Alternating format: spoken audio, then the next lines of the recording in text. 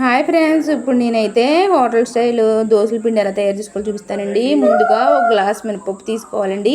ఆ మినపప్పుని బాగా నానబెట్టుకోవాలండి. ఒక 6 అవర్స్ అయినా నానబెట్టుకోవాలి. ఇప్పుడు అదే గ్లాస్తో 2 గ్లాసులు బియ్యం తీసుకోవాలండి. ఇప్పుడు ఇందులో చూడండి నేను ఏమేస్తానో. ఇది వేయడం వల్లనే ఇది హోటల్ స్టైల్ దోశలు వస్తాయండి. బియ్యాన్ని అయితే ముందుగా బాగా కడుక్కున్నాక మళ్ళీ మంచినీళ్ళు పోసుకోవాలండి. అందులో ఇప్పుడు టీ గ్లాస్ బియ్యం, ఒక స్పూన్ మెంతులు వేసుకోవాలండి. ఇలాగ బాగా నానబెట్టుకోవాలండి. తర్వాత నేను పొట్టు పప్పు తీసుకున్నాను కాబట్టి బాగా కడుక్కున్నానండి. సాయిగుళ్ళు గట్ట తీసుకుంటే దాంట్లో పొట్టు తీయక్కర్లేదు కదండి. ఇంకా త్వరగా అయిపోతుంది.